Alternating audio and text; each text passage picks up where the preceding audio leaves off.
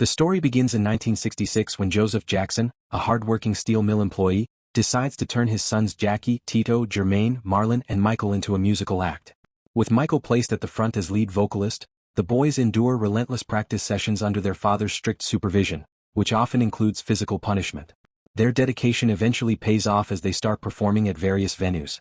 In 1968, talent scout Suzanne de Passé notices the group in Chicago, opening the door to a recording deal with Motown the following year. The group's popularity rapidly explodes, with hit records dominating the charts and concerts drawing huge crowds nationwide. Their newfound success allows the Jackson family to leave their humble residence in Gary, Indiana, and settle into a luxurious home in Encino, California by 1971. As their fame grows, Motown executive Berry Gordy becomes increasingly convinced that Michael possesses extraordinary potential beyond the group. Several years later, in 1978, Michael takes a major step toward independence by signing with Epic Records to release his first adult solo album, Off the Wall, under the guidance of producer Quincy Jones. While the project earns widespread acclaim, Michael finds it difficult to fully establish himself because Joseph continues to exert control over his career and insists that the family's accomplishments are the result of his efforts alone. Consequently, Michael remains involved with his brothers and joins them on the Triumph Tour. At the same time, he becomes increasingly self-conscious about changes in his appearance and the effects of vitiligo, leading him to undergo surgery on his nose. Following a serious confrontation with Joseph, Michael receives encouragement from his close friend and bodyguard Bill Bray to take charge of his own destiny. Determined to move forward on his own terms, he hires attorney John Branca in 1981 and instructs him to remove Joseph from his professional affairs through a faxed notice. While preparing material for a new album scheduled for release in 1982, Michael frequently visits children's hospitals and searches for fresh creative inspiration. After watching television coverage of the violent rivalry between the Crips and Bloods, he comes up with the idea of featuring members of both gangs in the video for Beat It.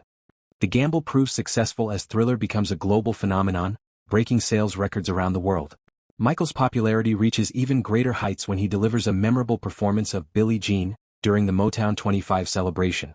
Hoping to expand his reach further, Michael and Branca travel to New York and meet with CBS Records president Walter Yetnikoff. Together, they challenge MTV's refusal to regularly air music videos by black performers. Faced with Yetnikoff's threat to withdraw CBS Records content, the network finally agrees to place Michael's videos into rotation. Despite Michael's achievements, Joseph begins planning another major project for the family. He approaches boxing promoter Don King with the idea of reuniting the brothers for what becomes the Victory Tour in 1984. King later secures interest from PepsiCo, but the sponsorship depends on Michael agreeing to participate. Although reluctant, Michael becomes involved.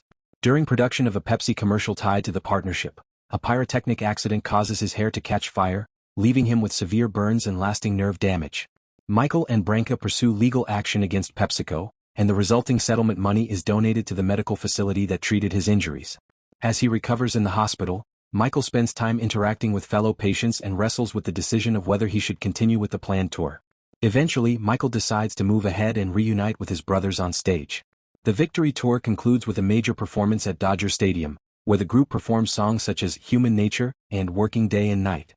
During the concert, Michael announces that it will be the final time the Jackson brothers perform together, marking a definitive break from Joseph's influence over his career.